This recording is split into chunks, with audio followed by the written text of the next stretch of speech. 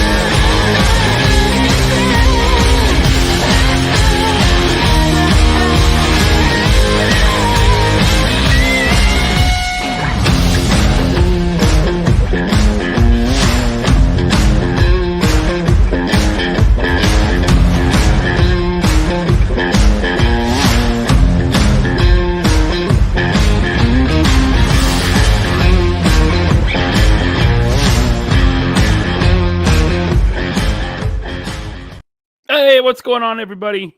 Welcome to the 3POA podcast, episode 14. I am your host, Laserpants. Was the fourth with you this week? Was it a strange week for you? Does Ryan's beard have its own Instagram yet? Thanks, Jim. I am your host, Laserpants. I am joined, as always, by my good buddy, Mr. Tony Roberts of Analog Toys. What's up, man? I'm just watching UFC, bro.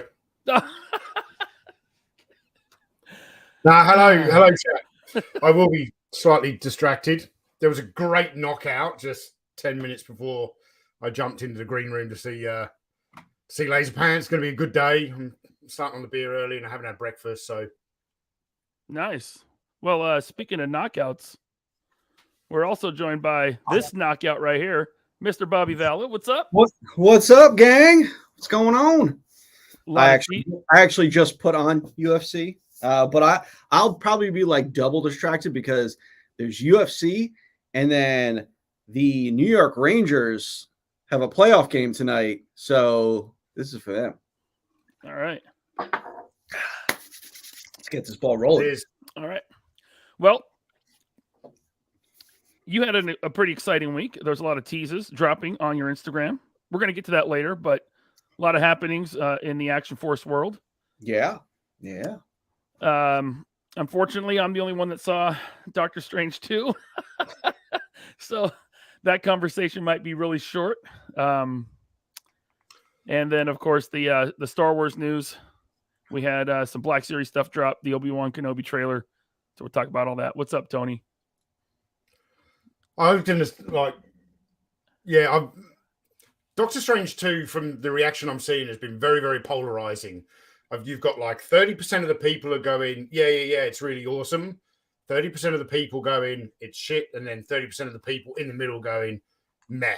So I really think it's one of those, I get the impression it's one of those films where it really comes down to an individual person's taste. And, you know, if you're a Sam Raimi, because I have heard like it's very distinctly a Sam Raimi movie, and like as much as I love the Evil Dead and stuff, I'm not a flat out Sam Raimi fan. Like I'm not a fan of his Spider-Man trilogy, any of it. Not even the first two? Wait, what? No, I'm with Tony. The second one was the best of all three, but yeah, Tobey Maguire, man, just doesn't do it for me as Spider-Man. Tobey Maguire doesn't do it for me. Kirsten Dunst is just painful to watch. Not in general. I am with you on the Kirsten Dunst thing. Never cared for her. But Willem Dafoe, dude that played Doc Ock, Alfred Molina. Alfred Molina was great. I love Toby as that. I mean, that's my Spider-Man. And James Franco's a prick. Yeah, Franco. Yeah, he's pretty wooden, man. Like his acting, he's kind of the same. Just I don't know. I've never cared for him. His acting is about as good as Amber Heard's is in a courtroom. Whoa, dude! I was actually on the drive over here. I always throw on YouTube in my truck, and there was like a compilation of just all Amber Heard's like bad acting in the courtroom for like 2 minutes. I was like, man, this girl's done for. She's Dude, done. it was so bad. I wanted to go in that detolf right there, take my mirror action figure from Mafex and just break it. It was that bad. Oh God. I got Jim Largo's got a good question for you here because I've heard a lot of people kind of mention this. Ryan, was it Doctor Strange 2 or was it WandaVision 2? You know what? As a villain, Wanda was good. I don't want to get into it too much, but Wanda was a central character. I would say as much as Doctor Strange. Yep. So there was how about we start with Star Wars, and then we'll move into or we can stay with Strange. I don't know. I don't care. Look, I've been going all day long. I got up early. I'm beat, dude. Like I was really feeling my age today. Like we got up early, me and my kid. We're gonna spend the whole day together, except for now. Went to breakfast. Went to a toy show. Which I got to show this on camera. There's a toy show. What do you mean feeling your age, man? If you shave off that beard, you look like you're 19. It's the lighting. Trust me, I look like an old leather shoe without this light on. Check out this thing that I picked up. The Fisher-Price McDonald's playset. Dude, I saw that made it. by Fisher-Price. That's not just an in-store giveaway. No, it's Fisher-Price. Like they sold this thing. When you sent us the picture of it, I said, please tell me he didn't buy that because I want to buy that. You want this? Good. Yeah, it's so good. I mean, I do like $200. You know, plus shipping. You left the price tag on it in the picture. I know. I got it for $20, man. 20. It's got the parts. I guess there's like little people with it, but this thing is so ridiculous. They made a toy. I'll give you 15 for it. Huh? I'll give you 15 for it. No. 15 Australian. 15. Like $10. I'll send you some Action Force comics for it. Okay. Signed, right? Okay, but I got that thing, and then check this out. And I don't know what this is from, but this dude had a bag with 3 figures in it. 2 of them were vintage Captain Powers, which I had. Ryan has a filter on. He looks like Keith Richards in real life, Jeremy. You guys gave me enough crap on your little stroke each other stream yesterday. Yeah, man. You and I Jeremy. gave Jeremy a lot of crap as well for his Ninja Turtle obsession. Yeah, turtles kind of suck, except for the movies. But you guys remember Captain Power? Fuck yeah, dude! I got a card of one in my office. I'm only kind of vaguely familiar with them. What the most that I know about Captain Power is that Sal loves them. Right, it was so ahead of its time. Like, I think the reason it failed is because it was too innovative.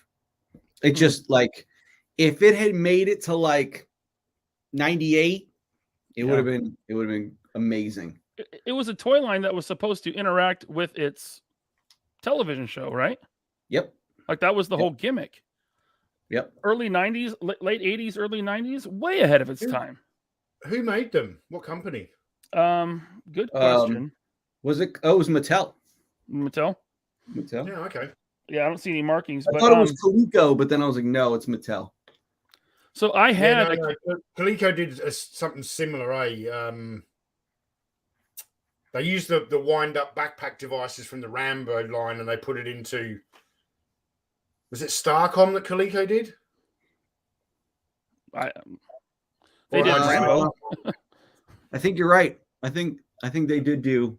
Yeah. They did. They used the wind-up devices that they developed for the Rambo line, and then it came out next with Starcom. Yeah.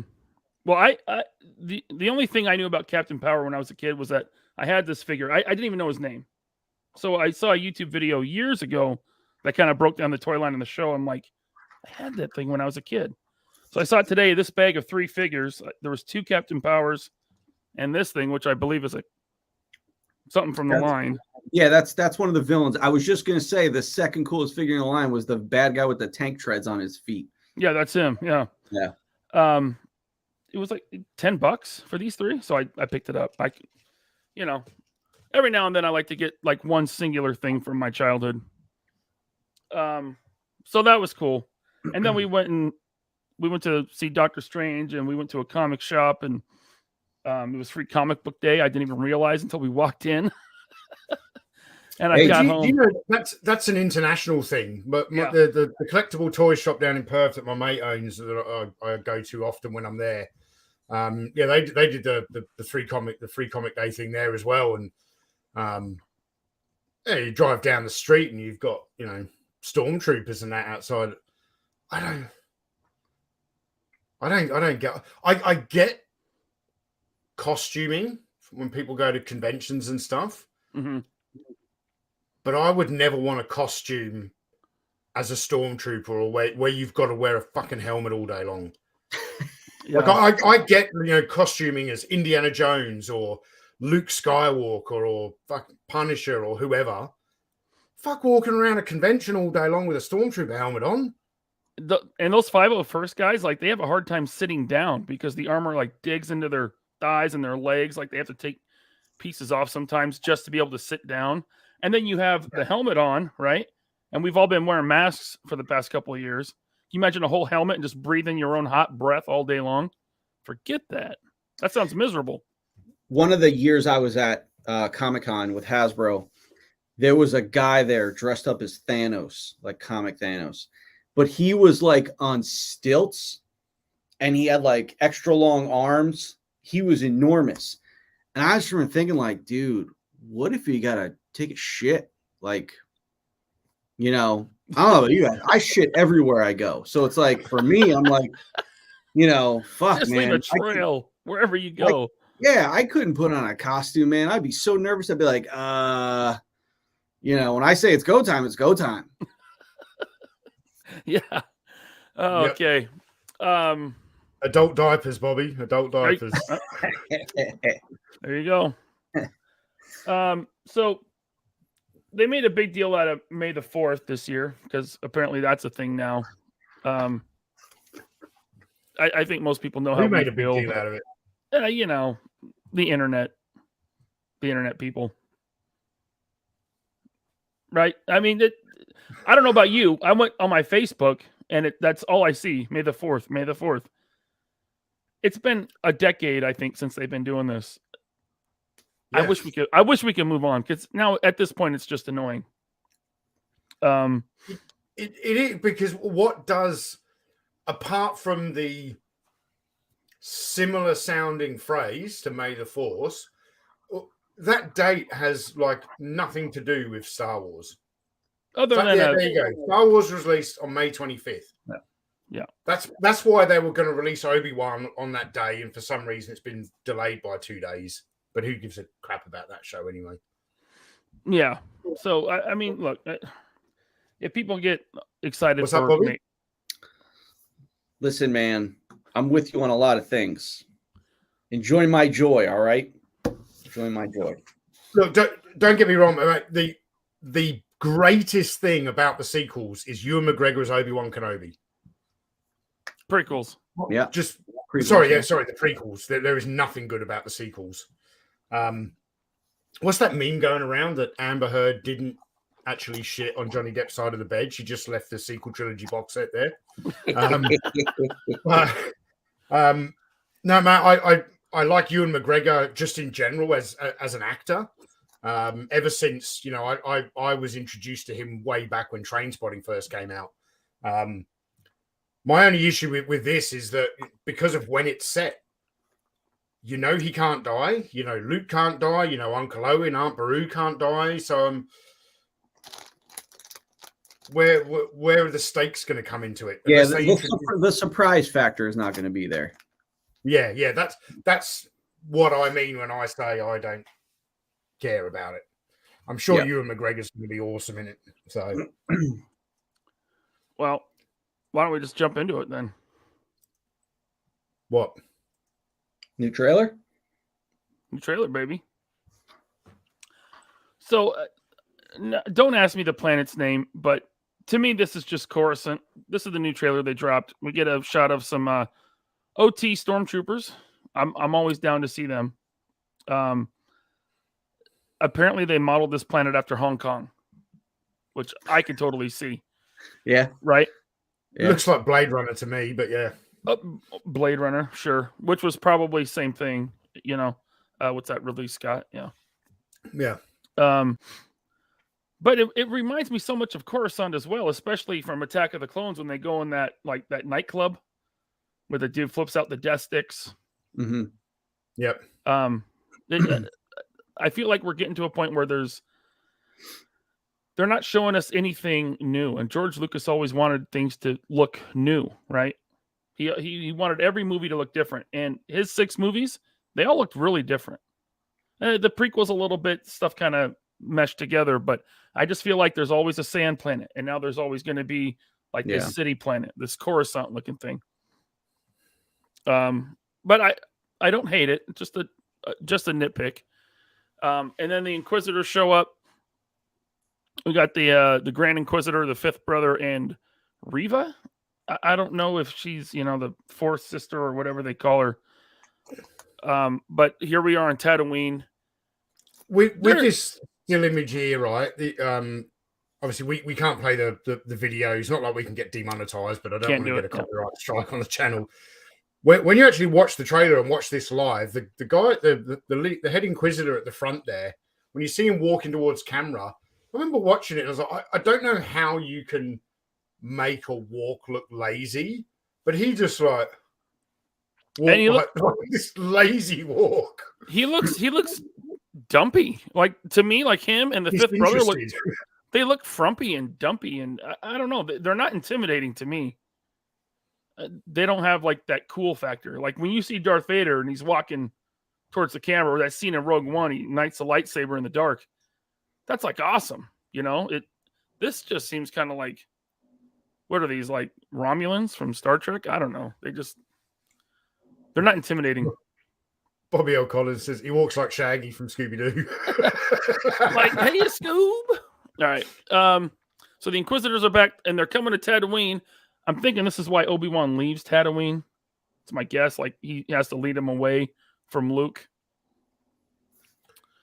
Yeah, because they're hunting him. They're not hunting Luke. Right. Yeah. At this point, the Empire doesn't know about Anakin's children. Yeah. It's not even a thought, Vader assumes that Padme died and the children died, or he didn't know there was twins. We get our first shot of Owen Lars here, played by Joel Edgerton. Joel Edgerton, that's right. Reva, they're confronting Owen, it looks like, on Tatooine. Okay, so he's peeping through his binoculars. My kid would call him a peeping Tom. Yeah. This is pervy one Kenobi. Yeah. We get the shot of Luke. And I don't know. What do you think? Do you think he's pretending to fly his pod racer? I'm thinking it's his T-17 Skyhopper. Yeah. Right. Is he wearing a full helmet? He doesn't look like he has blonde hair. It's blonde. It's a little grainy. We're looking at it through the goggles though. So yeah, that's true. What's that, goggles? Sorry, like binos. He's got goggles and hair there. I've seen images of the kid actor, like not in the film, just like obviously his profile shots when he sends the casting agents, and his hair color is naturally very similar to Mark Hamill in real life. So I can't imagine they've gone and dyed it to make it look different. I don't think we're going to see a ton of Luke. I think he'll probably be in one episode. He might not even have any lines. Sorry, I'm getting over a cold here, so I'm a little raspy. Jeremy says he should try spinning. That's a good trick. He looks a lot like prequel Anakin. Like they made him look just like young Anakin. And then we get our first dialogue scene with Owen Lars. And him and Obi-Wan are kind of having a disagreement. Obi-Wan saying he must be trained. And Owen just sick burn, dude. He's like, oh, like he trained his father? That was a good one. Yeah. I mean, I was just like, dude, Owen Lars, just put these on after you say that. Da-da-da-da-da. It's the one and only double G. He should have done that. Oh, I can't wait till that's a clip. And then there's Obi-Wan looking dejected. Oh, poor Obi. Yeah, I trained his father, and then chopped all his limbs off and threw him in lava. So, what he should have said was, "I trained him about the high ground." yeah, he knew about the high ground. He had it coming. Yeah. And then we got the Inquisitors here, and there's another like female Inquisitor.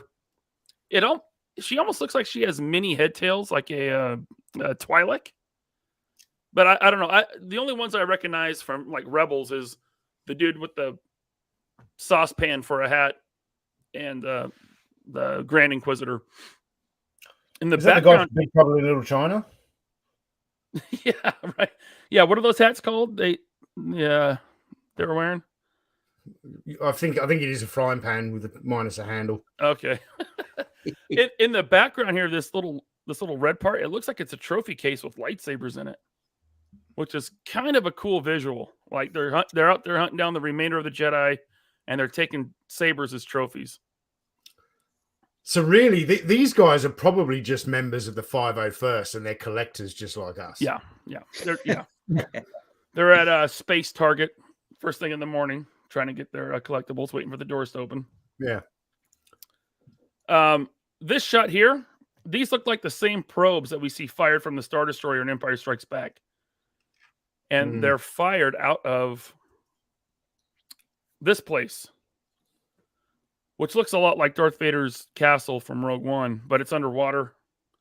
So who knows? Maybe he has a couple castles, but they're sending out probes to find Jedi, apparently. Pretty cool. Tony, I see your face. I see that look. What do you got?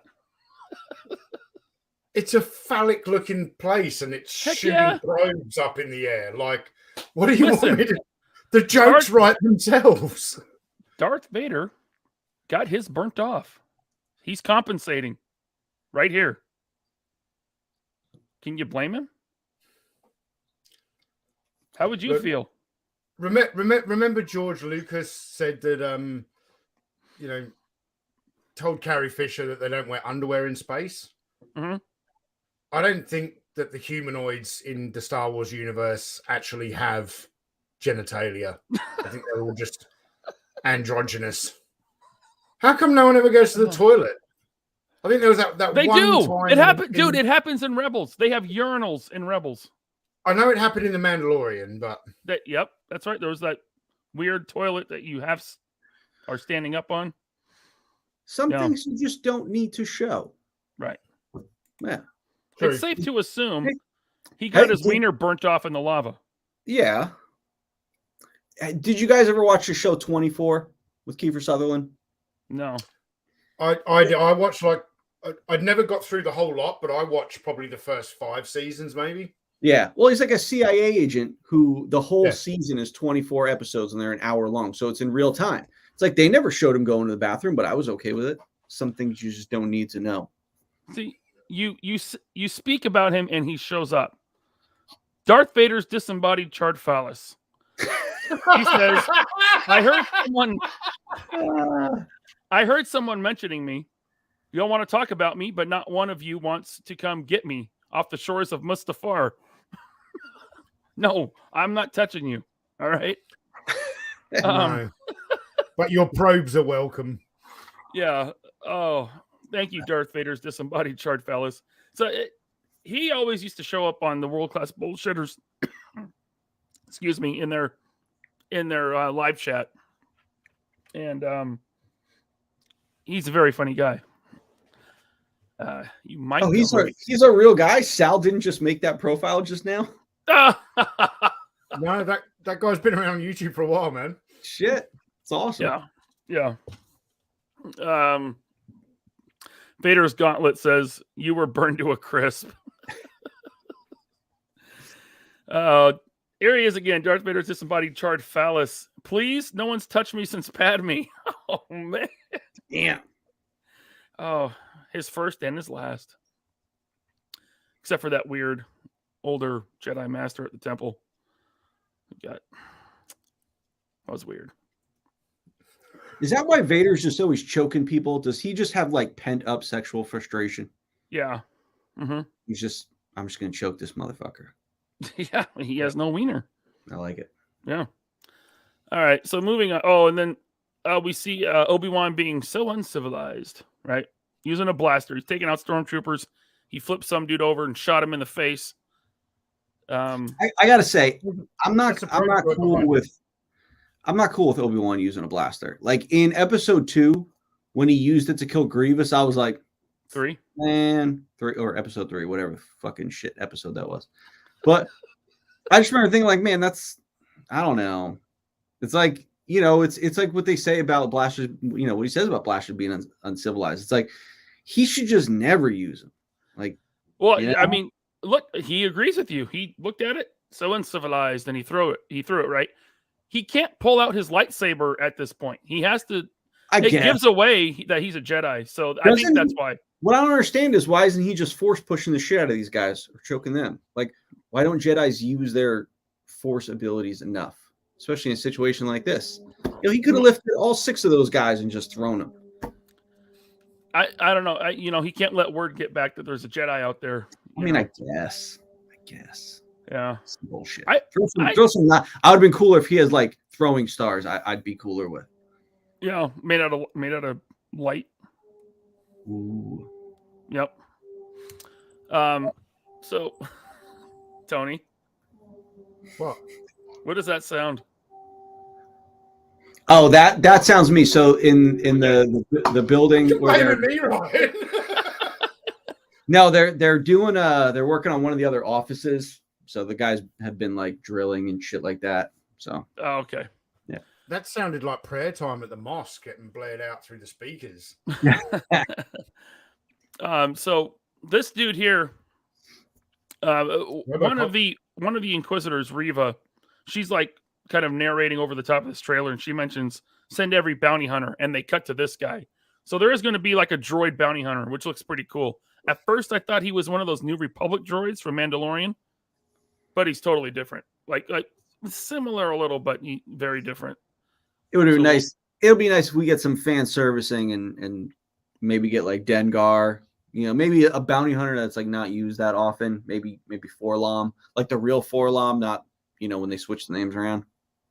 To Zero or Zuckuss or Zuckuss. Yeah. Didn't we have this conversation when we were talking about the Book of Boba Fett? Like, wouldn't it be cool if we see Dengar pop up or Bosk or Forlom? Yeah, it's like sometimes what do we get? Danny Trejo. Sometimes you have to do the expected thing, like just for the sake of people watching. There needs to be some of those cheesy fan servicing moments, especially in something as big as Star Wars. So, it's like, yes, we know what we know and we love original trilogy. And I understand you have to bring in new stuff because it's a giant galaxy. But at the same time, give us something. Give us that cheap pop. I don't know if other people just want more sophisticated stuff, something new, something totally different. To me, man, I'll eat up fan service like a 6-year-old at McDonald's. Me too. I mean that's what Luke was in The Mandalorian. That was full fan service. Listen. Awesome. I know some of our friends didn't like it, and I know there's some people out there that didn't like it. Listen, man, I remember watching that episode, and my son was sitting on the couch, and I'm standing up, losing my shit. Me too. Over Luke, and seeing my son like kind of be like, "Wow, that's awesome," and he had the smile on my face because I'm jumping around the room as Luke's tearing these things apart because I can remember taking my crayons and coloring a wrapping paper, tube green, like a green lightsaber, man. It's like, so to me, man, I loved every second of that. Dude, we're talking about it. I don't know if you can see, I got goosebumps right now. All right. So I'm sitting there watching it, and I'm just like you, right? And I look over at my kid, and he's sitting there watching it, and he's like, yes, it's Luke. Like, and he's 11 at the time, so there's something about that character that just, it speaks. Luke Skywalker is a timeless character anyway. Yeah. back to the Obi-Wan trailer. Then we get our first shot of Vader. We see his still attached charred arm as the robotic portion is inserted, attached. So he's probably fresh out the Bacta. I don't know why, like, if you have a robot hand, why would you even make, like, the glove removable? It's not necessary. Like, you know, I mean, just make it part of the, I don't know. So you don't get dirt in the joints and you got to clean it all the time. And there's a reason why rifles have dust covers on them. So you put the magazine in, you cock it, you load it, and then you close the dust cover. That is a fair point. And he's going to be stopping every time he force chokes someone. Then he's got to sit down. He's got to get his rifle cleaning kit out with his wire brush. He's like, oh, fuck. Fine. No, it's great. This part I thought was really cool because I had never thought about this. His control box has these giant spikes and it's inserted into his chest cavity. So, like, this dude is feeling pain all nonstop. Yeah. Like, that's sliding in there, clicks in.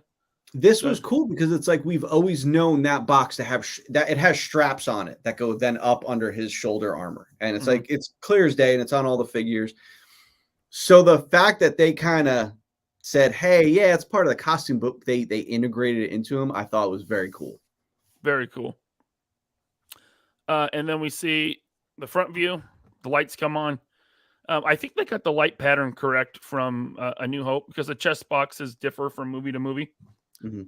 And this should be like the helmets do, the chest piece does. Right. Michael Cherry says Forlom was in the trailer. No, that wasn't Forlom. Well, I mean, if he was, I missed it. He must have been in the background. I totally missed it. Send us a screenshot. If he was in the trailer, that I would have scrolled past 15 YouTube videos that talked about him being in the trailer. So, I'm not saying you're wrong, Michael Cherry, but you know, I'll have to have a look into that. Jeremy J says, fun fact, a pack of marble lights fits perfectly in an M4 magwell. Okay. You are correct, Jeremy. They fit perfectly in an M4 magazine housing. I don't know what a magwell is. And Tekken Collect says the needles in the box and other parts administer the painkillers and antibacterial treatments. Seems like I don't like the thought of him being on painkillers. I feel like he should be embracing the pain to right. Yeah, I wouldn't want something like inhibiting his mental state. Like he should always be in pain. Yeah. In pain, just like using that pain to embrace the dark side or, you know, strengthen. Surely it's got to be like, remember that scene in Captain America, the First Avenger, where he's in the bar and he's drinking and he's like, you know, this super soldier serum, I can't get drunk anymore. Surely Vader, his midi-chlorian count is so high that painkillers just wouldn't work. It's a good point. Yeah. Yeah. All right. And that was the last slide I took. That was pretty much the end of the trailer, aside from the end card. I don't know. I mean, look, it's Disney Star Wars, and after the sequels, and now after the Book of Boba Fett, I'm just like, very, very low expectations going in. Even though I love Ewan McGregor, I love, you know, his version of Obi-Wan from the prequels. I don't know if Dave Filoni or the other guy, big guy, John Favreau. I don't know if they're involved in this. Maybe just as like executive producers or something. But man, I'm going in with very tempered expectations. What I like, you kind of alluded to it earlier when we were talking, and I was going to say something then, but I lost track. But this is the first thing live action we're getting that's in between prequel and original trilogy, right? No, there was Rogue One. Rogue One, okay, but to me, like Rogue One is like right, like a day before A New Hope, so it's like kind of the same timeline for me. Whereas this is interesting that we're finally getting something that happened then. You know, they were focusing on obviously the sequel trilogy, which sucked, and then even like Mandalorian is right after Jedi. Well, not right after Jedi, but it's a good amount 5 of years after Jedi. So it's nice that this is kind of from that, even though it's like the majority of us don't like the prequel trilogy. It will be interesting to see, something from in between that time. Well, Solo movie was whatever your opinion of that is. Right. It was, right. And yeah, Techniclick says Bad Batch. In animated, I didn't see Bad Batch. Animated really explored this era with Rebels was 5 years before, but this is smack dab in the middle. This is 10 years before. Yeah. So I wish I watched Clone Wars and Rebels. I feel like it's too late to go back now. I think that's probably some of my kids' favorite Star Wars. So it would be worth it if you wanted to watch Star Wars with your kid. Throw on Clone Wars. My son, we watched like the first season or two of Rebels, and then he kind of just dropped off. Yeah, Clone Wars is a lot better. Is this 10 years before A New Hope, or 10 years after the prequels? Both, because there's 30 years. No, there's 30 years between them. 20. Yeah, because Luke's only 20 at the start of New Hope. He's born in Revenge of the Sith, and he's 20 in A New Hope. So yeah, it's 20 years.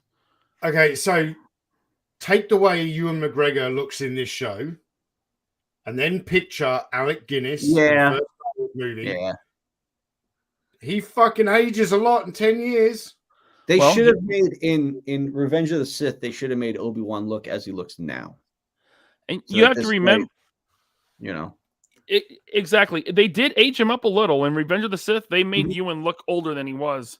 But a lot of people say, well, he lives out in the Port Headland of the Star Wars universe, so he's going to age rapidly out there in that nasty desert, man. He's going to turn into an old shoe. Look, I've lived here for 7 years now, but I'm just getting better with age. What do you want about? Yeah, true. Yeah, that's because I never go out in the sun. I'm just a massive nerd who sits inside all day, plays with toys, and makes YouTube videos about Bobby Vella. That's not true. You go and you find wild oysters and eat them. Yeah, no, I do. I was out yesterday.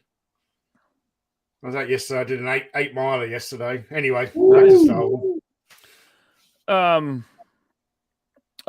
Another thing is George screwed up the timeline. He made Obi-Wan 19 in Phantom Menace. I feel like he should have been like 25 because it works out that in A New Hope, Alec Guinness is supposed to be playing like a 53-year-old man or 53, 54-year-old man, which he was in his 60s, probably almost 70 when he filmed that. He doesn't look like But you've always got that classic Star Wars get out clause, like it's Star Wars, right? Humanoids age faster. Yoda's fucking 900, Chewie's 300. Yeah, I would like the humans to be consistent with like real world humans, like they live, 80 years, about that. But whatever. I mean, Padme Amidala's a pedophile.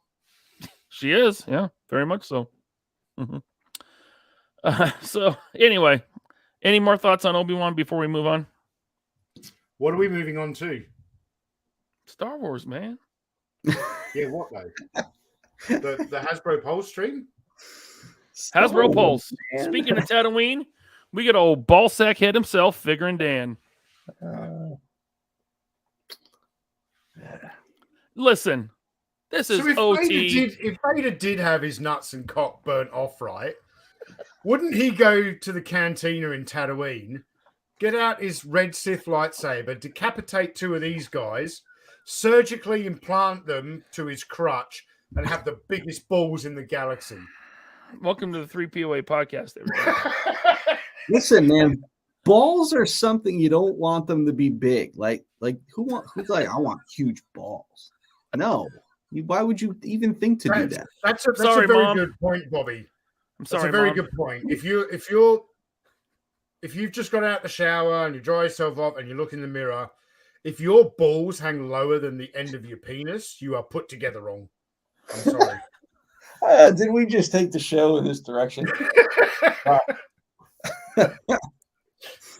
Sorry, everyone. Sorry. Thank you, Sal. Ballsack head figuring Dan Larson. Whoops. I don't get it. So look, you're gonna give me an OT character and it's an alien. I'm in 100% of the time because Black Series is heavy with humans. We need way more aliens and droids. They need a new like base R2 body that's actually the right scale. But Cantina alien, I'm in. So Figuring Dan comes with 4 different flutes. So you can make 4 of the band members. And then they surprised us with the deluxe, which comes with the 3 percussion instruments. Which I think the way they did it is really nice. You only need to buy 1 deluxe because he comes with the instruments. They're all the same figure. In the movie, they all looked exactly the same, right? Yeah. How many guys were in the band? 3 or 4? 7. Oh, 7. Yeah, so you had the 4. That's what I meant. 3 plus 4 is 7. Yeah. So basically, you need to buy 1 deluxe, and then you can buy 6 of the others, and you've got the whole band. Yeah, And a ton of extra flutes. Well, I think there was 6 on stage playing, and there was 1 at the bar taking a break. Yeah. So I do need a flute for my Anchorman action figure, though. he plays the jazz flute. Yeah. Do you actually have an Anchorman action figure? Because I missed that one. I've got a 12-inch talking Anchorman action figure. Will Shit. Ferrell? Yeah. It's Oh my- 1/6. It's like Action Man size. He comes in his suit, but his accessories are dumbbells, the orange and white robe he wears at the pool party, and you press the button on him, and it's all the classic Anchorman quotes. And Does he say? Does he say? I Go don't believe you. Yourself? You don't believe me? It's a quote from the movie. Oh, you don't believe I have the action figure? The Human Torch was denied a bank loan. Look, I could quote Anchorman all night. I did not know there was an Anchorman action figure. I would have bought it. If he says that I'm in a glass case of emotions, I will definitely try to. In a glass case of emotion. The milk was a bad choice. All right, I think I know where it is. Okay, but I've got to rummage around in a cardboard box. So you're not allowed to come back until you have it. Save it for the next show. Then it's okay. No. It's topical. I'll be Okay. back. And besides, everyone always loves to see my audio avatar anyway. So You pooped in the refrigerator. You ate the entire wheel of cheese. I'm not even mad. That's impressive. All right, so we got this guy's name is Nalan Shiel. You buy 1 of these, you get 5 of the regular releases, and you got your 6 band members, and I guess the 7th dude at the bar or whatever. I was a little surprised at this one because I thought deluxes were going to be $33, $35. This dude is $38.99. Their prices are all over the place. I'm telling you, man, a deluxe is $40 now. So it's this $40. This dude's $40. Mm-hmm. Damn. It's nuts, dude. By the okay, so the normal figures are what, 25? Yeah. The normal ball head is 25. So what is that? By 2024, the standard figure will be $900. Yeah, at this rate. So when it comes down to get a car loan to buy a deluxe figure. I don't know if I think my math is correct, but by the time you get all 7 members and do the whole band, it's $340. And you have a shit ton. Wait, how do you do your math? Of extra flutes. $340. Is that am I not right? Are they 25 per regular figure? Yeah, so if you got 6, it'd be 150 or 150. See, my math was terrible. 150 plus 40. It's $200 after tax. All right, $200. Yeah, still $200. That's a lot, man. Just for the Cantina band, that's a lot. Yeah, And like I said, you're going to have a bunch of extra flutes. Yeah, Granted, you throw them in a box, but you know, One time at Bandcamp, it sucks when you buy a figure and you have zero use for some of the shit that it comes with. Thank you, Johnny. Yeah, let me tell you something. I'm fucking terrible at math. I'll be the first one to admit it. My wife, she looks at me sometimes like, are you like joking? Or are you like really? And I'm like, yeah, that's why I got this motherfucker, so I can add, you know? Yeah. I can draw. Math is not my forte.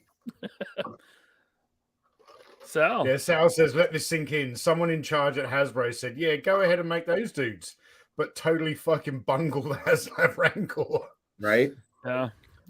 I mean, at the end of the day, when it comes to bands, I'd much rather have the Max Rebo band. I know it's more tooling and you can't reuse it, but I would have that band over the Cantina band any day of the week.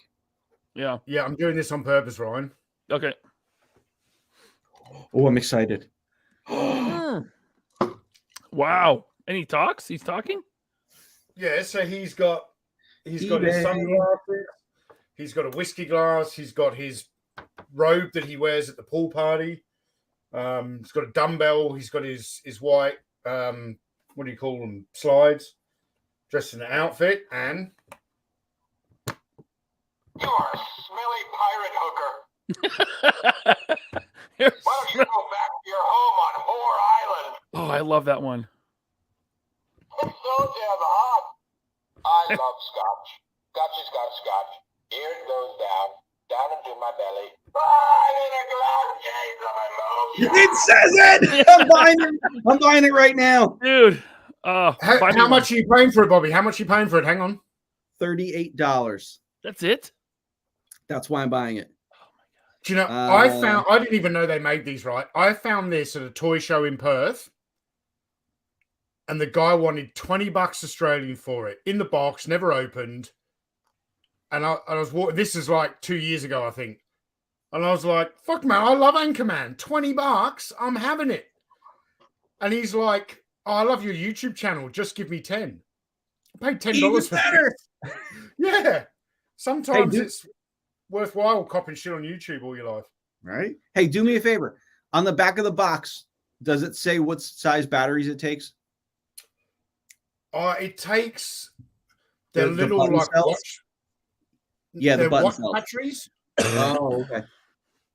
It takes like 4 of them, I think, because because the guy said I had to put new ones in this. I've opened the box to put new batteries in it. Oh, okay. All right. Okay. Because this guy was like, "Oh, the batteries are dead, so you got to change it." So I just want to make sure that that's easy to do before I get it. It's easy to do. Just one screw, a panel comes off. So the batteries are. You need 4 LR44 alkaline batteries. They're like chunky, old school watch batteries. Yeah, I got a shit ton of them from Hasbro because we use the button cells for everything. Yeah. Buy it now. I love eBay. Oh, I love and hate it. And he's also got, if you see real close, like the old $6 Million Man action figure where you could look through the eyes. Yeah. Oh, okay. He's got Scotch vision. You can see through it. Fuck, I'm so excited. Oh, how did I not know about this thing? Is that who? San Diego. I look good. Ladies and gentlemen, can I please have your attention? I don't know how to put this, but I'm kind of a big deal. I'm The greatest toy ever made. I love it. Many leather-bound books, and my apartment smells of rich mahogany. Love it. Rich mahogany. Oh, So good. See, you guys who just focus on the 6-inch scale, you're missing out on stuff sometimes. Hey, yeah. Oh, I didn't know that thing existed. That's the first I've ever neither seen. did I. I didn't honestly until I saw it this one day when I went into this this toy show down in Perth, and I was like, "Holy hell!" And they make 8-inch ones too. Yeah, that's the Mego or the NECA version. Is that a truncheon? Or That's a a bed leg thing. Oh, It's when what they he have uses the in fight. Yeah. street fight.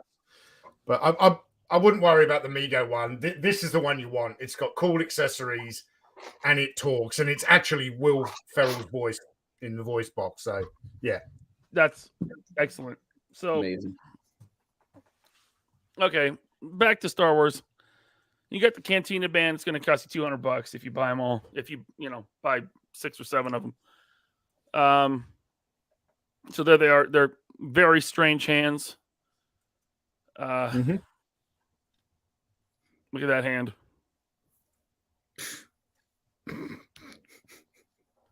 I don't. Do you think someone said to George on the set, we're like, hey, George, why does he have dick fingers? He's just like, what are you talking about? Oh, you're talking about. Okay. It's just me. No, George And, Lucas is probably like, hey man, his head looks like a testicle. What's the problem with his fingers looking like dicks? I mean, his mouth also kind of looks like a, Yeah. I mean, is this a big inside joke from George Lucas? It's got to be. There's too many coincidences. And you know what style of music they play? This is in canon. They play jizz music. I am not making that up. Man, that's awesome. So, yeah. All right, There's that's our new clip that we should cut out, and it should be George's real secret to the Cantina band, and that shit will get 1 million views, and it'll catch on like wildfire, and then all of a sudden we'll have created this canon inside joke. Yeah, Bobby Collins, he said it. They're jizz whalers. That is literally Star Wars canon. Zoom in on that mouth again, right? Oh no. Zoom in on that mouth again, because that's as far as I can zoom.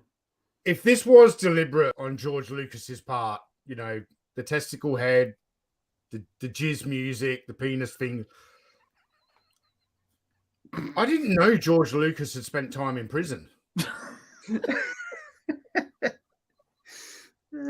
Oh man. Yeah, it's funny, man. Look, it's like the eyes are the taint, the balls, butthole, like it's all there, man. It's all there. Oh, or children. the dude in the art shop, the art department, did this as a joke, thinking he's never gonna pick this one, and they're in the back stop there. That one there is. So I see he's got the pedals for the percussion instrument. Has that thing got a seat included? Yeah, it does. So he's sitting on a seat. Yeah, it's like a percussion instrument. Yeah, you sit down like drums. I don't know what. Go ahead. Go back to the box. The figure in the box. Because it doesn't to me look like it's got a seat. It's right there. So yeah. There? Oh, that's okay. Right there. Yeah. It didn't look like it had a seat, and I was like, he's on those pedals. Like, is everyone else playing an instrument and he's doing a workout on the spec machine? Yeah, I will say that's something we don't see very often in Black Series is extra hands. Yeah. I mean, shit, for $40, you better give me some fucking hands. The guys in the Legions of Valorverse are going to be like, oh, they stole that from Bobby. They put extra hands in the box. Right? like I'm the first one to come up with anything. Fuck no.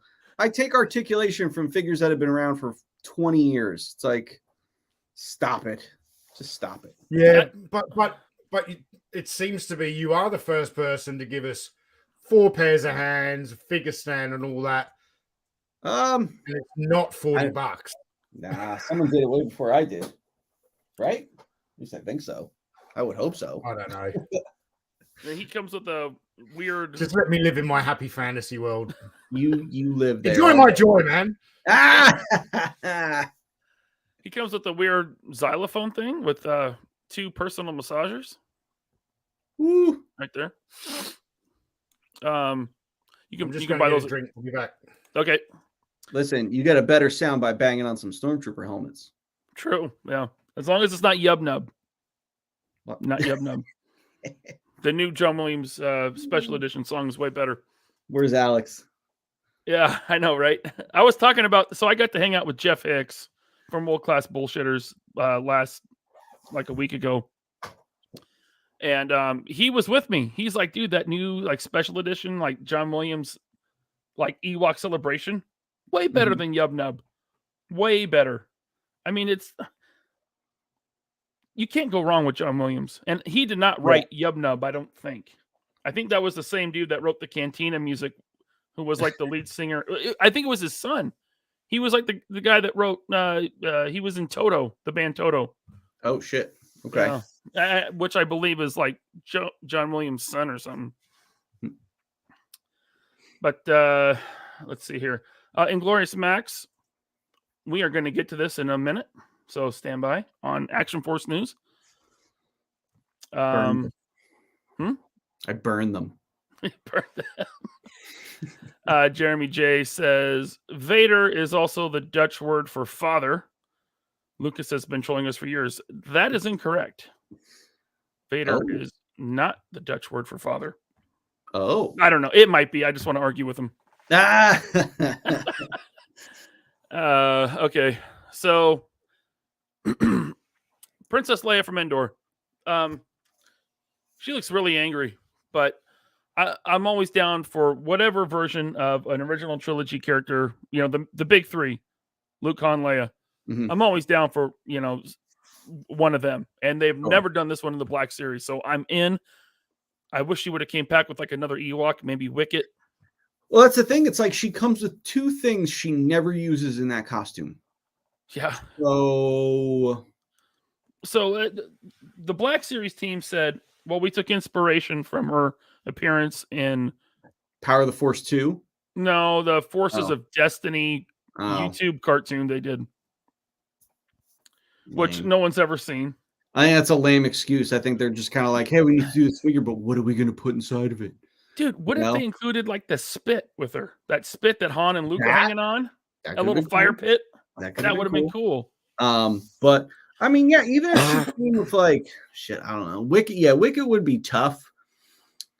I would almost be okay with them doing Wicket, her, and like an Endor helmet. How about that basket of baby Ewoks? Or the basket of baby Ewoks. Like if they did that as a deluxe figure, I'd almost be okay with it. But it's like for $25, I mean, come on. Yeah, and she randomly has Wicket Spear. You're getting literally just the figure. It's kind of like, like you can't even count the accessories because the accessories have no like reason for being with that figure. And why is she so angry looking? She's got the painters in. Can you scroll down? I mean, what they listen for $25 with lame accessories. They should have given her soft goods. That would have been nice. Black Series does soft goods so often that it's like, you could have given her a tunic. Well, you know what they do is they often skimp with the Jedi. They don't include a robe with every Jedi. It's like every Jedi should come with their robe. Yep. I'm having some deja vu here because on yesterday's Palace Talk with Jeremy Jernigan, he was talking about the rigidity of April O'Neil's skirt.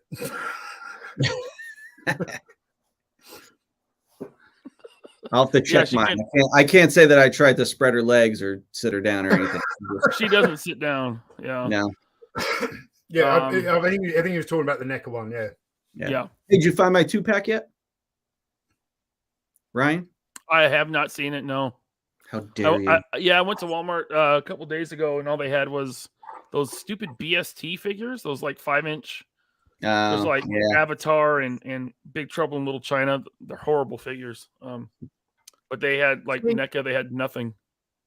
See, folks, you see that little interaction there between Bobby and Ryan. So I started this podcast. It's now owned by Ryan, but we all work for Bobby. Yep. Have you got my 2-pack yet, Ryan? Oh, shit. I haven't asked Ryan for anything in a while. I haven't been shopping at laserpants.com lately. Well, yeah, you just got to let me know. And whenever I go to the store, I'll look. I mean, you should sort it out because he does plug laserpants.com very, very often, Ryan. You're getting all that free publicity from this gorgeous man here. It is a non-for-profit business, so it doesn't help me out at all.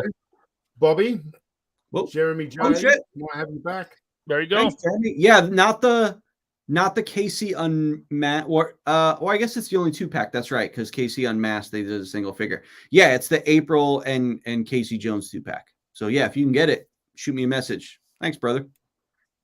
Cool. There you go. Is that flashing for you? Yep. Yeah. That's weird. Let me try again. There we go. You keep talking about this awesome $25 figure. I'm gonna get it. Yeah, right. And then they're doing the new Republic security droid, which we saw in the Mandalorian season 1. Which episode was this in? It was the one where he's with the team of mercenaries and they're going into the prison ship to free. Oh, yep. Yeah, Bill Burr's in it. It was a great episode. It was. Yeah. So they kind of announced that Bill Burr is coming.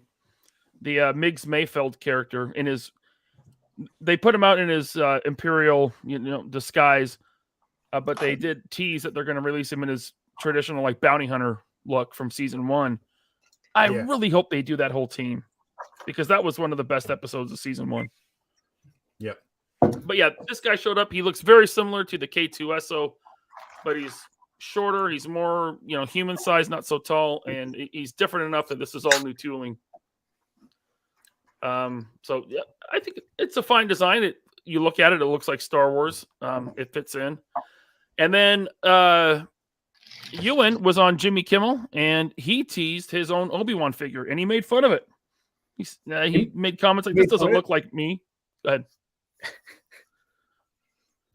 Did he? Yeah, he did. Go ahead, Bobby. Were you saying something? Oh no, I was like, did he really say like I didn't see the interview, so yeah. Now that I'm gonna have to go back and watch it. Yeah, he nitpicked it a bit. He made fun of it. Well, poor Star Wars team can't catch a break over there. One at a time. What? I said Hasbro won't send him another one now. He's nitpicked it. That's it. Yeah. He's off the list. Look, he even put his glasses on to make sure. He's like, no, this doesn't look like me. This looks like a Jesus action figure. Hasbro cannot catch a break. That poor Star Wars team. So, go ahead. I was gonna say, like, you never show the actors or actresses their figures. It's like a cardinal toy rule. It's like never show them because you're showing someone an action figure who is not an action figure collector. So they're looking at this like I would look at hieroglyphics. I'd be like, I don't fucking know. Like, what the fuck is that? So he's going to look at that and be like, he's going to nitpick it in a joking way because he won't understand the repercussions of nitpicking an action figure. So, it's like, yeah, you never show them. When at Hasbro, I remember they would show the figures before we started doing the digital face printing. I remember the cast of what was the Netflix show with the Defenders. Dwight ran over like a starstruck little kid, and he ran over to like the cast to show them their figures. I remember thinking like, I wouldn't show them those figures. Fuck that. Is that the one where Paul Rudd saw his Ant-Man figure? The one that had, like, the smirk on his face? I don't remember. Because Paul Rudd made fun of his Ant-Man figure. His Marvel Legend. Yeah.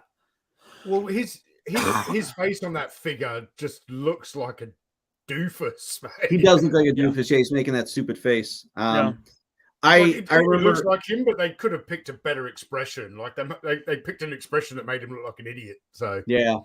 When I went to Hasbro sent me to the Ant-Man premiere. I remember at the after party, I got to meet him and talk to him for like a minute. And I said, "Hey, look, I work at Hasbro on the toys." And I remember thinking, like, shit, man, I wish I brought the 4-inch figure with me to the premiere to take a picture of him with the figure. But then I remembered, oh wait, no, that costume is totally wrong because it's based on concept art, so it looks nothing like the costume in the movie. Yeah, the first 6-inch figure too was based on concept art. Looked nothing like. So I actually think Ewan's wrong, but he knows his own face better than I know. So it looks like him. It looks a lot like Jesus. which that's always the laughing at meme. this. I'm laughing at this. There is only one man who understands both toys and hieroglyphics. Don't even say it. I'm not. That motherfucker doesn't know a thing about toys. I don't know. He's talking about ball sack night. Like, yeah, because he on his channel he like has hieroglyphic lessons or some shit like that. Like, what the fuck does this have to do with toys? He doesn't know anything about toys, so there's no sense in him, actually making toy videos. Just make fucking something else that we don't give a shit about. So there he is with this robe off. Yeah, it looks fine. Zoom in on the face there.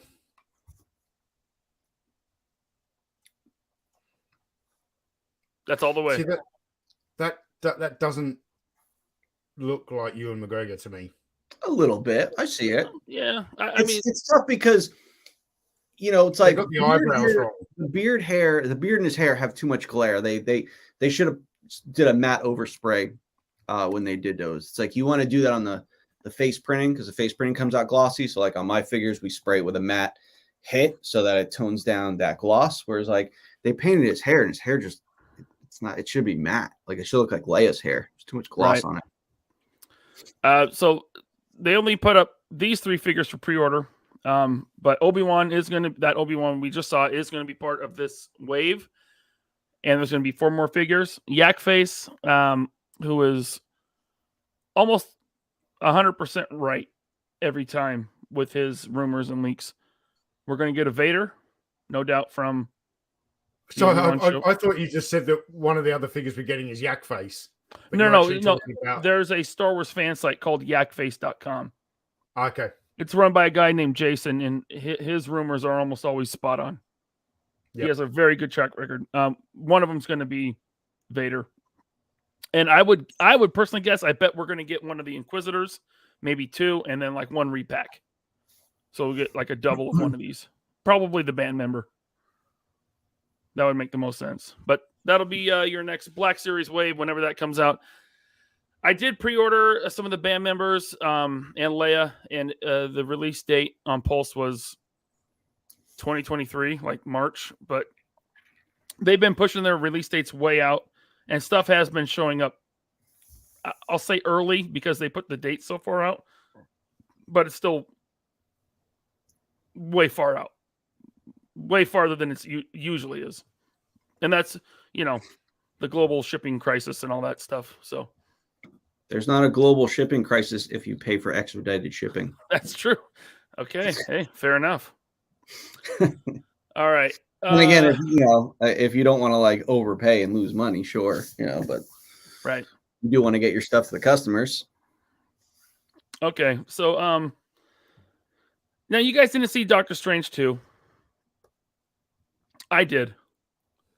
But you guys read all your spoilers. Yeah. We could talk about it for a minute. It's not really, if you guys haven't seen it, it's probably not fair to, give your final thoughts on it because you haven't seen it, but I'll say I went and saw it today. Not impressed. I felt the movie was a big mess. I like multiverse stories. I like alternate universes. I enjoy that type of thing, but it's often used as a crutch and for lazy writing. The movie to me it was a big, convoluted mess. Okay, sent a screenshot of Forlom to Laserpants 3PO. Okay, I'll pull that up. For our audience, it's sad we have to say this. Spoiler warning. I don't want anyone's feelings to get hurt. Like, hey, you ruined that for me. Spoiler warning. Bobby, Doctor Strange.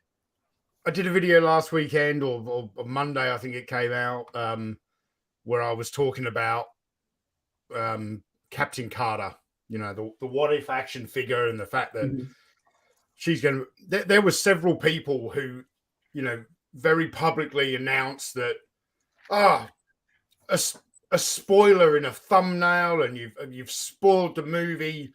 And the whole, very public, I'm unsubscribing from your channel. I was like, Marvel put it in the fucking trailer. Why did I spoil it? It's in the fucking trailer. And if you're on YouTube looking at my videos, you'll see there's a lot more that gets spoiled by other channels than what I did. Like, Yep. I've already seen what happens to Captain Carter in that movie. And by the way, your video was all speculation based on one image from the poster. Yep. Speculation is not a spoiler. Clip from the video, Yeah, speculation is not a spoiler. And if it's in the trailer, I think it's fair game to talk about on your video. Yeah. That's the. I'm sorry. The studio Some put it people out. just love It's to in the hate, trailer. It's on the poster. Don't be so weak. Don't be so sensitive.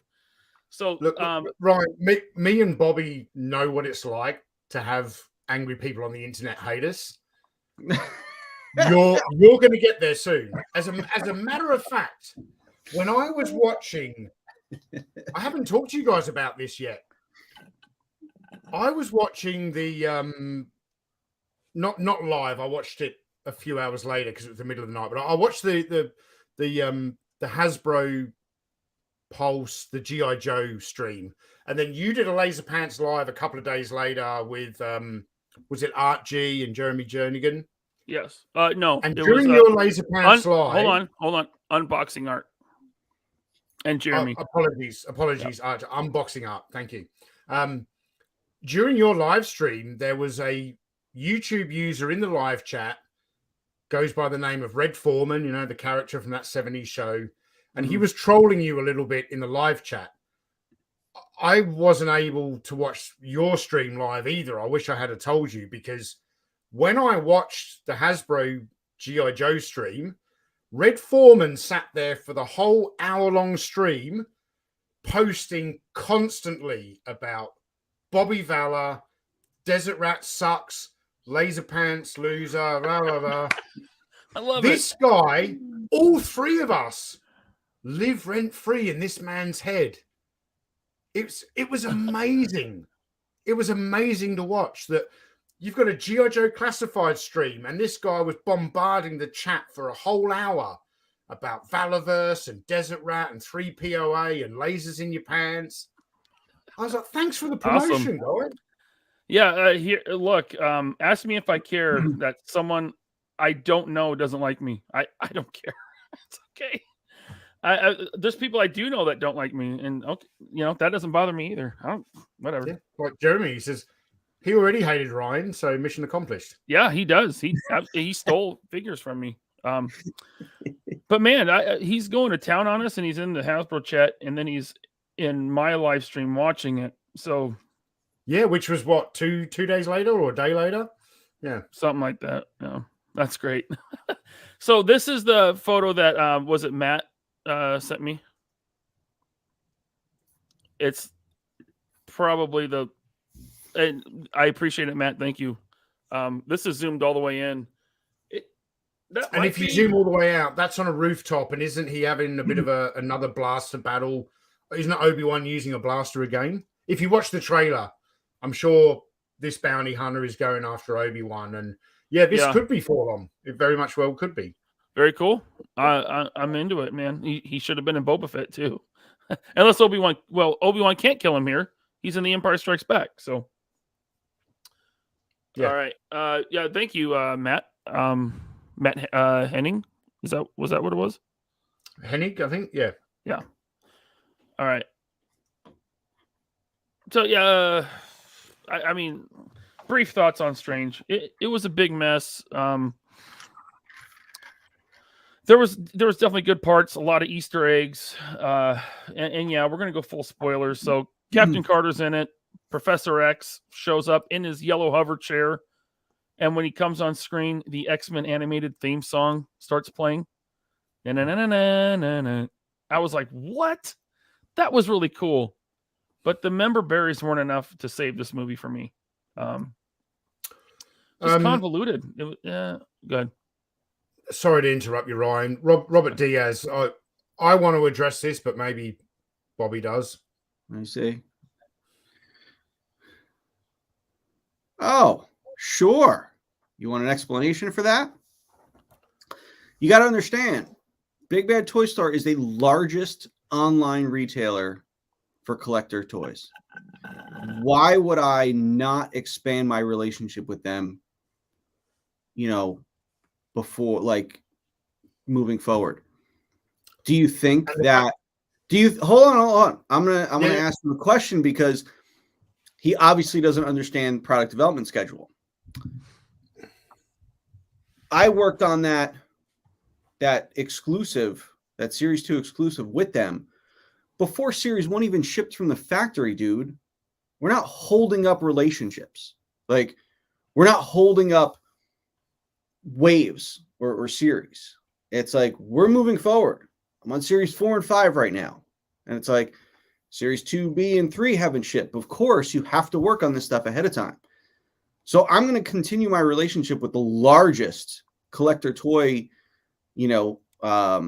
site out there. I'm not going to hold up my relationship with them. So they want an exclusive? Absolutely. They're a huge supporter of Action Force. The reason I'm able to do what I've done is because I have such successful partners like Big Bad. They help propel Action Force forward. So I get it. And I get you guys are upset. And it's like, I had one guy on Instagram telling me that I washed my hands of the situation and that I should be doing more. How do you know I'm not doing more? How do you know I'm not talking with them weekly about the situation? You think I don't want fans of Action Force to get their product? No, that's ridiculous to even think that. Am I upset with the situation? Yes, I am, because I think not only is it hurting them, they're hurting the fans, it's actually hurting me as well, because it's like you have all these people that aren't investing in the line because they want to see Series 1 first, and all these people are waiting. I get it, man. It sucks. Listen, man, it's a bad hand. It sucks, man. They're getting their stuff. I wish I had answers. I don't control it. Also, everyone thinks like I'm holding up sending the stuff to them. Guys, Big Bad, I've said it a million fucking times on every podcast, on posts, this and that. They use their own carrier. Their stuff left the factory the same time mine did. I paid for an expedited shipping. They use a carrier they normally use. It's just the way things happen, man. But it's just, it's the hand you guys are dealt, I want people to always order through Big Bad, but also I offered this stuff as well. I get it. People they wanted to wait, and, Big Bad doesn't charge till it gets in the store. But it's like, at this point, if I were to ask you, would you have rather have your stuff and pay that money months in advance, or would you rather be sitting here waiting? And just where I work, it's right next to the port. I see longshoremen all the time. I talk to them all the time. Obviously, I'm not at the port in LA, but when the backups happen, they unload a ship, containers get put on the ground, and then another ship comes in. Containers get stocked on top of those sometimes. Yep. So BBTS's container is probably buried in stacks and stacks of containers, probably thousands of containers at this point in LA. And they can't ship old containers first. They have to kind of pull containers off the ship, put them on trucks, send them out, and from the yard where they have containers stored on the trucks, ship them out to wherever they're going. I'm pretty sure BBTS would love to ship all this stuff out right now. They would have loved to ship it out 3 months ago. They're upset with it. They want you guys to have this stuff in your hands. So like Robert, I know, man. I know it. Like, I look at it from your point of view. Yeah, it definitely sucks. Like, I wouldn't want to be in that position, waiting. It's like me and Ryan have been waiting for 89 Batman from Mezco, along with thousands of other people who ordered that, and that's been over 2 years. Over 2 years. I think we're really close to 2.5 years at this point. So I knew how long people waited for Action Force just with all of our delays, and then to wait even longer now. It definitely sucks, man. I feel you, but at the same time, it's not. You got to understand. Like, I'm not gonna not give Big Bad business because I at the time had no idea that their shipment would have gotten delayed. So. They did get their Series 2 container, and they've been shipping that stuff out. See, they went with my way of shipping for Series 2. So, you guys will hopefully you get one before you get 2B. I mean, 2B is shipping this week. So, then it gets to me in 30 days and then stuff will be out the door. So, fingers crossed. But, you'll have 2A and 2B. It's also worth noting that, toy retailers like Big Bad, their margins are really, really tight. So, they're buying from Bobby at wholesale, right? They don't have a lot of room to pay for expedited shipping like Bobby did. Yeah. That's really expensive. So they probably couldn't do it. Maybe they would have. I don't know. I don't know much about their business, but I have one of my other vendors. They do this the expedited shipping also. And this time around, they were like, "Hey, listen, it's really killing us on margins. So we don't think we're going to go with expedited shipping." And I was kind of like, "Hey, listen, man, I get it. Everyone's got business. Everyone's got a bottom line. But I'm just letting you know, everyone knows about what's going on with Big Bad. It's like, do you want this to happen, or do you want to get your stuff in out the door?" And they were like, "You know what? You're absolutely right. It's more important to get stuff out the door." So that's why they're like, "Yeah, keep going with the expedited. As long as that's being offered, I'm going to take it every time." And guys, I can't tell you how much money that's costing, but it is an absurd amount of money. But it's important. It's important to get this shit here. Like McFarlane, and you don't have to answer this, but like McFarlane, like how can you hold out at these prices? How feasible is it to continue on? Even McFarlane said eventually, like he can keep his figures at what they've been for the past few years, what $20-$25 for McFarlane figure.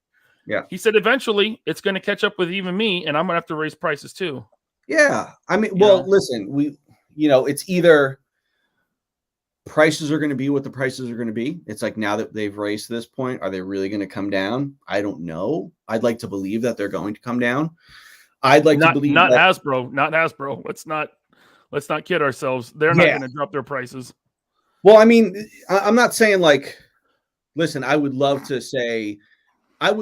license Action Force to a huge toy company that would allow me to continue working on it and developing it, but have the umbrella of a huge corporation that can get into mass retail, and then allow me to have better margins to the point where I can lower the price of the figures to more of what you guys are paying for Black Series and Classified and Legends.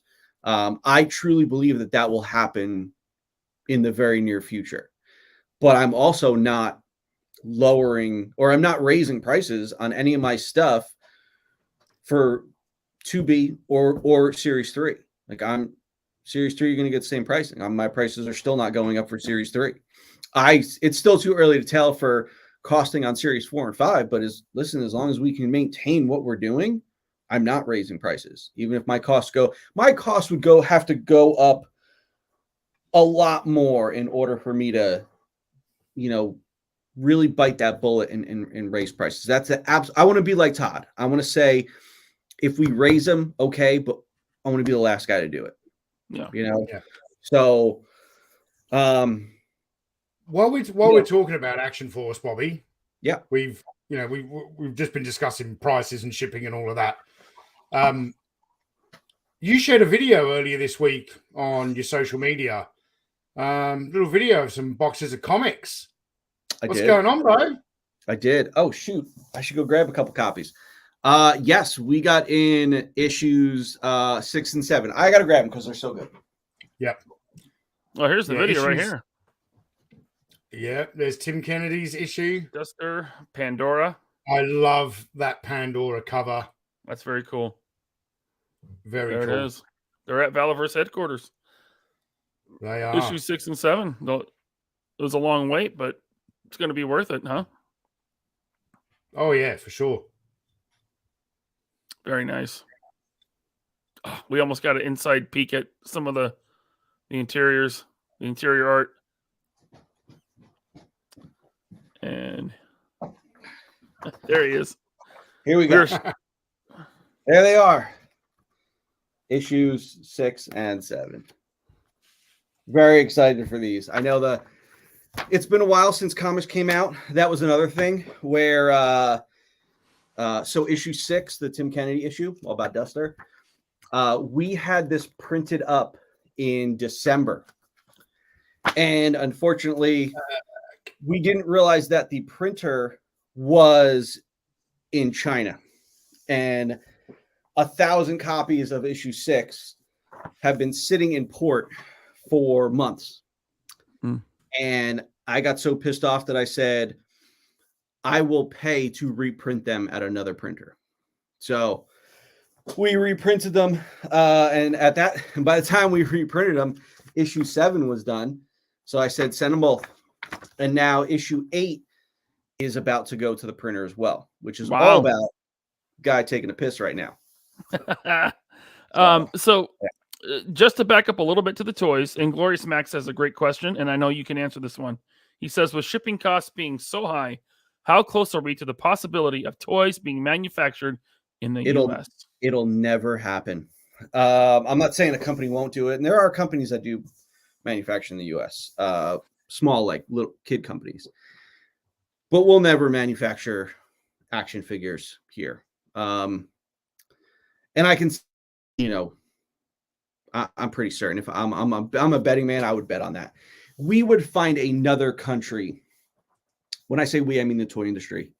We'd find another country to exploit and do stuff there. Like when I was at Hasbro, they started looking at, what was it, Indonesia, I think, or India, to start, looking for cheaper labor. Yep. So we will never manufacture toys here. It sucks. I wish that would be the case. But guys, look at it like this. We can't even get people that live here to work and go to a job. People are very lazy nowadays. Every business, no more stimulus checks, no more unemployment. Yet we have every business like looking for help. I was at, a casino last weekend and I was like, hey, can we open up another blackjack table? And like, we don't have the staff. And I'm like, how do you guys not have the staff? It's a fucking casino. And it's like, don't people want to work? So it's like, us as Americans are very lazy, man. People don't want to work. So it's like, you're never going to find a factory to get people to want to work to make this stuff. Now, I talked with a U.S. factory. I showed them a figure and I said, I want to produce this. They said it will take us 2 years to iron this out, like to even get to the point where they have the understanding of injection molding in an action figure sense and tolerances and what they have to do. 2 years lead time to do something like this. So it's just not viable. And then by the time you do it, it's like, I would have had to have charged, I think, $90 for this figure if it was produced in the United States. $90 based on the cost he gave me, which is so rough and it could have been very over. But at the same time, it's like $90. And was that even a toy factory? It was a plastics, an injection molding factory. Yeah. So it's just not going to happen. So yeah, it's going to be done in another country before it's ever done here. More likely, probably maybe Mexico or maybe somewhere in South America, possibly. See, you've also been teasing on your social media that Delta Trooper man. Ooh, I had to change my shorts. Oh, the one all decked out. Oh, he looks so good. Yeah, the one all decked out. Have you got it in your hand there, Bob? Yeah, there he is. It's so nice, like, because I had the Paint Masters and I was able to put that stuff on. But when you're dealing with a resin Paint Master, it's not like dealing with an action figure. So I know what it looks like and I see that it's cool. But then when you get that first figure and you put all the gear on him, you're like, that was my vision. That's everything I wanted it to be. And man, he's awesome. It looks awesome, man. Yeah, this is a good figure. This is a real good figure. I love that new gear you got. That new this vest. Oh shit! I'm about to get this same vest sculpted up for the females because this vest, which is basically the 5'11" vest, and it's the vest Tim Kennedy wears. That's on his figure, and I went out and I bought a 5'11" vest and a Gerber strong arm, and I created Tim's vest, and it's hanging out in the shipping room, which is really cool. Speaking of Action Force, Tony Robles does have a comment or a question. He says, will there be Crimson Shadow mercenaries or other types of troops for the movie wave? I remember you saying Crimson Shadow technology would have a bigger role in the film. It does. We're not at the movie figure stage yet, but at the panel at JoeFest, there's going to be probably some big news where we're working on ironing out some deals and signings, and some of that may be announced at the JoeFest panel. So exciting, man. Crazy stuff. Really crazy stuff. Like stuff I still can't believe, but crazy stuff. Very cool. So I have to ask you, Bobby, because my mum's been pestering me, right? You've been teasing on social media the Delta Trooper, which seriously is... I've got too many favorites in this line, but I bought 4 of them, and I think 5 gear packs. When they go into stock, I'm probably going to go and buy another dozen because I love them. I love them. But you teased just yesterday, I think, Trigger, Desert Rat, Steel Brigade. Yeah, this is it. Yep. The Garrison Cavalry, which I love those guys as well. I had a question about the Garrison Cavalry. Is that a unique helmet, or is that the standard helmet with a visor that kind of plugs in and flips up? Yep, that's what it is. You can have him with the visor like raised up and stuff. That's awesome. I'll grab him. I'll show you.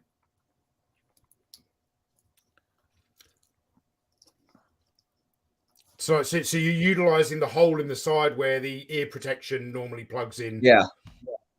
Oh, cool. That's cool. Yeah. Awesome. Yeah, I just noticed that D Amazing commented on this. He said, "Damn, I got to get my money up." He wants to get some. So him and 1/6 Shooter are 2 of my favorite toy photographers on Instagram. They are the best of the best. Amazing photographers. Everyone should be following them. And speaking of following, you should be following us right here on the 3POA podcast on our channel, because we're trying to get to 1,000 subscribers, and we are at 764. Hey, we might get a little bump. Danielle Kelly posted a screenshot of me with her. This is Danielle's shirt with it, and then you could see our 3POA logos all over it. So maybe people will be like, "Hey, what's that?" And then nice. That's awesome. Stuff. Yeah. Thanks, Danielle. That's a cool shirt. I'm gonna highlight that, and you can show it off. Yeah, the site is like millions or something, but just look up just Google Danielle Kelly shirt, and it'll come. It's the first site that comes up. She is a Brazilian jiu-jitsu fighter that you sponsor. Yes. Yeah. Yes. Yeah. She just had a really big win in Singapore just a few weeks back. Yeah. Yeah. Yeah. Her one championship debut. Yeah. So go ahead, Tony. Yeah. So my mum's been asking, right? I'm not really interested, but my mum wants to know, where is Series 2B right now? Where is it? China? Is it? No, just like I said before, you might have been peeing.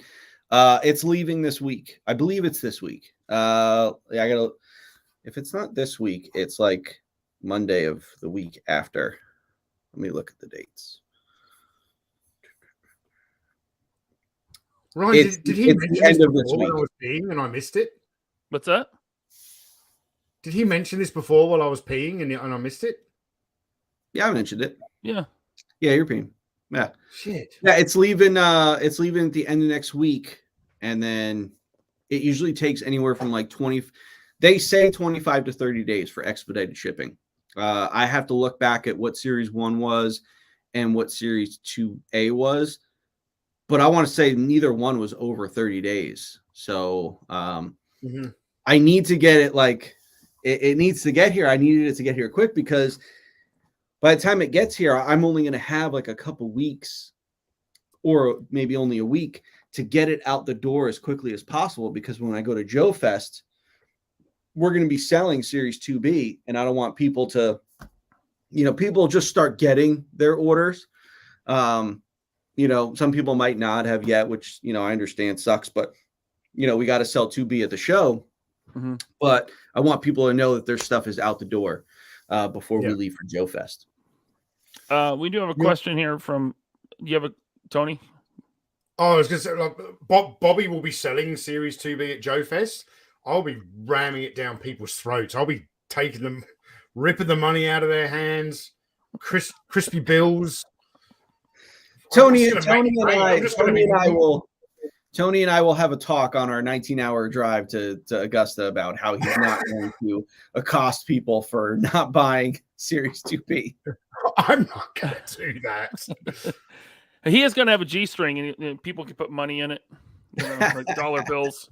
Yeah. That's at the Iconicon meetup. No, at JoeFest, I'm going to be the consummate professional, and whenever Bobby, I don't know if you drink coffee or whatever the fuck, I'm happy to do that. Bobby needs another cheeseburger. Tony, go get him a cheeseburger. I'm going to be that guy.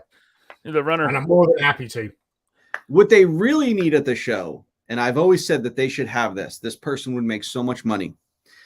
For those of you who are degenerate gamblers like me, I don't want to say degenerate. Those days are gone. But I was at a casino for the first time in a long time for my friend's bachelor party, and it was nice to sit down and play poker again. And when you play in tournaments or big poker rooms, they have a masseuse going around. You can pay her by the minute. You turn your chair around, you sit down, and you can play your hands while you're getting a massage. And every tournament I've ever played in, I'll find her. I'll be at the start of the thing, I'm like, find me and you'll make a lot of money. If they had a masseuse going around at JoeFest, shit, man, because you're on your feet all day.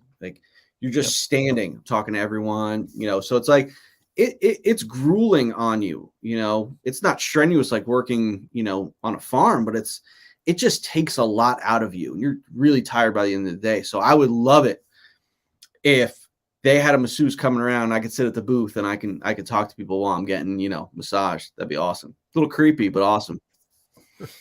Bobby O'Connor says, if you like Taco Bell, you're a gambler. Hey, I had Taco Bell for dinner tonight, man. I'm definitely gambling. Ooh, I love Taco Bell. Greg Fenstad says, Tony, isn't your luggage returning home from JoeFest going to be chock full of Action Force feet? Well, the problem is I'm not going to have a lot of room coming back because I'm taking a lot of stuff with me. I want to be taking a lot of camera equipment and I just got distracted.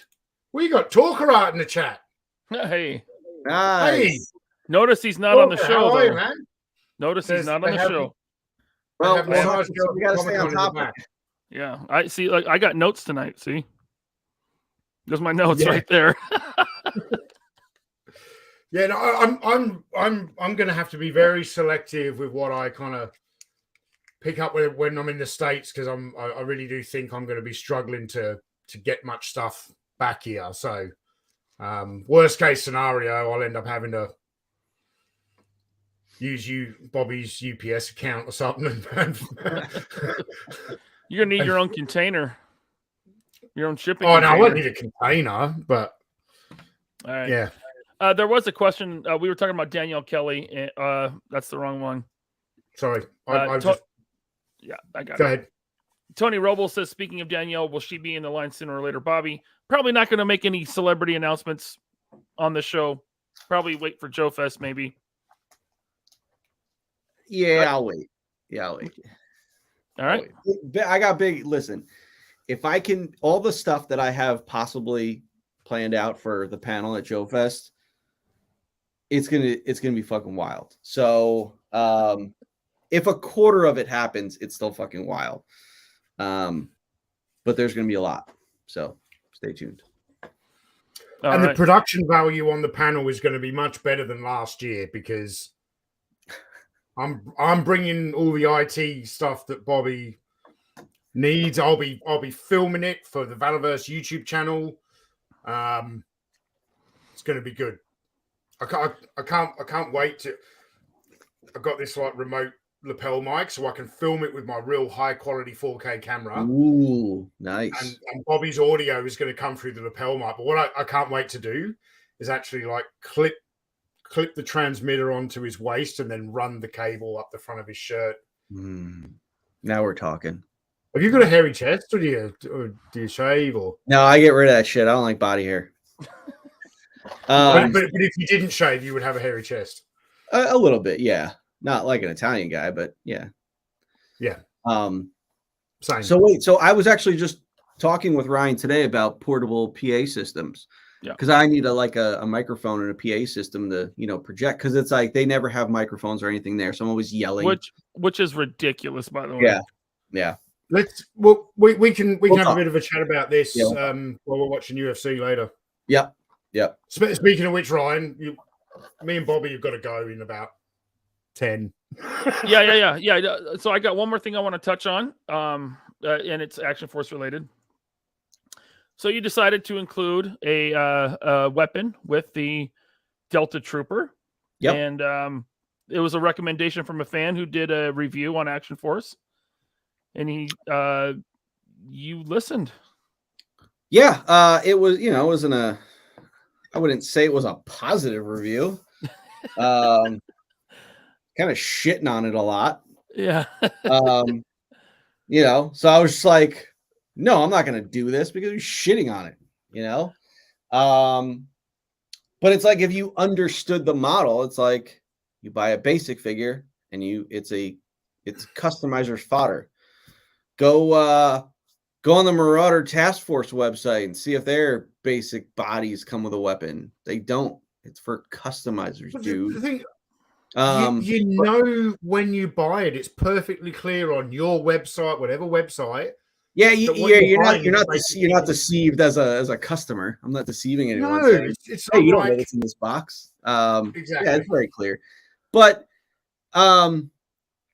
it's like, fine. It's like, listen, okay, yeah. So he made I wish he went about making the suggestion better, but at the same time, it's like, I'm not going to overlook things to help make the line better. And I talked to the factory and I was like, hey, how is this even a possibility? And they said, I have a bunch of weapons that haven't even been released yet that we tooled up. And they told me which ones would be available from the mold that we can use. And I said, go with this pistol. Nice. But now, as a gun owner and enthusiast, I hate Glocks. And this is a Glock, I believe, an 18C. I hate them. So Tony Robles here says Bobby hates the Glock so much he just wants to give them away. That's exactly what I'm doing.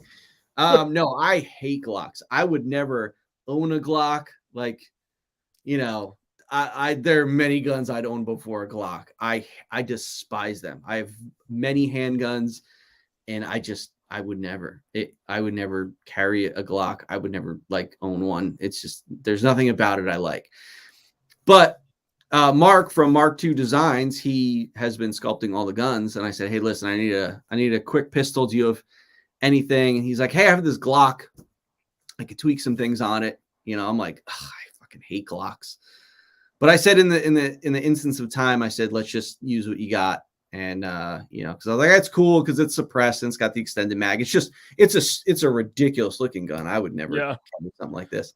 But I'm glad we were able to put something in there. It is cool. And it's like, listen, if the customer can get something without any charge, and it's like, the factory kind of owed me a favor. So like, yeah, we'll give you the gun. It won't cost anything. We'll just throw it in. It's like, all right, great.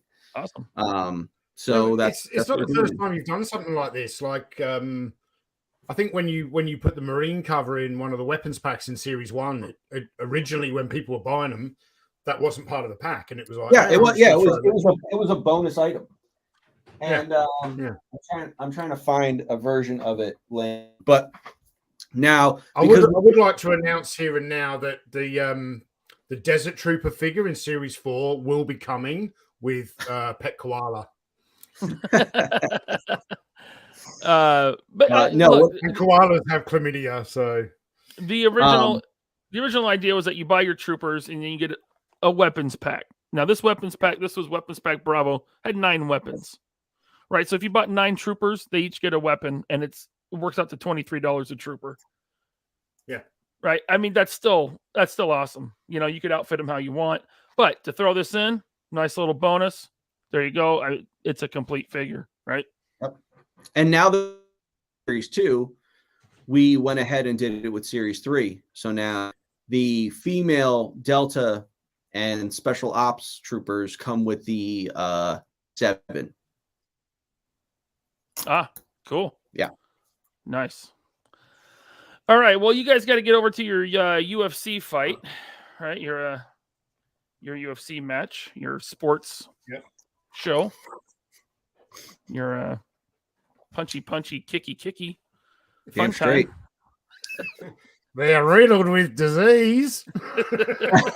Thank you, Timothy. So, guys, please share the link to this show. Share the link to the channel. We're trying to get to 1,000. We're at 764 right now. Drop that like button. Share the link in like your favorite toy groups. You know, let people know about us. Let's get the word out. We got way over 100 viewers tonight. We're at 129 right now. I saw it as high as 130 something, I think. So you've jumped up about 10 subs during the show as well. So if this show is not at 1,000 subs and monetized by Iconicon, then I'm pulling out of Iconicon. I'm not doing it. Yeah, I quit. I quit the 3POA podcast. Yeah. I mean, it is highly likely that after JoeFest, Bobby will be, you know, during Iconicon, will be still trying to bail me out of jail, but you know, whatever. We're going to shelve the Desert Rat figure after JoeFest. Yeah, this figure is discontinued. We'll give everyone their money back. And speaking of, go ahead. No. Okay. Speaking of Iconicon, ooh, look at that. Very nice. Good pose too. Hey, that's Sal. Sal was in the office, and he came by this week, and I was like, hey, I got some things to do on my computer. Here's samples of 2B. Have some fun. And I came in here, and they're all posed out. It was great. Sal's been playing with me without my knowledge. He was fingering you. Yeah. Yes. That's deviant. Oh, wait till I get my Desert Rat figure. Oh yeah. Yeah, look, I know. I've seen that heat gun too many times. Mm-hmm. There was we took the kids to Target today, and we're going down, with my daughter, I go down the pink aisle, which is funny. But we went down there, and it wasn't by any major brand, and it wasn't any license or anything like that, but it was a generic unicorn in a box, a window box. No articulation, just a unicorn. And I looked at it and I said, I showed my wife, I said, it would fit pretty good on this unicorn, some Action Force figures. And I should have got it. It was only I think it was $12. I should have got it to take some pictures of Desert Rat on the unicorn. That would have been awesome. Desert Rat would ride a unicorn for sure. Mm-hmm. Sure. Yeah. Sure. All right. So again, share the link. And we mentioned Iconicon. That's coming up the first week of July. Stay tuned for that online convention with some of your favorite YouTube channels, including this one.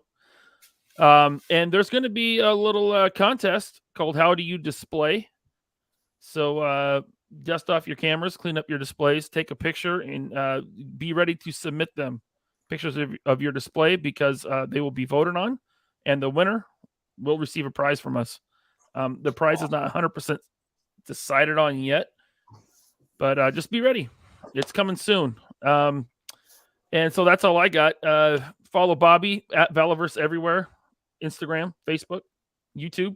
Subscribe to Valiverse on YouTube for sure. Tony, Analog Toys, and Desert Rat on Instagram.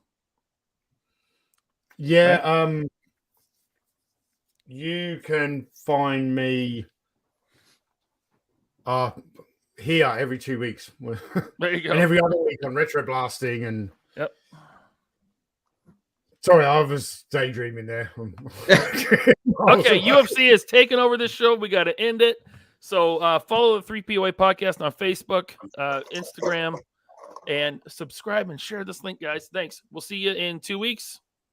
Later.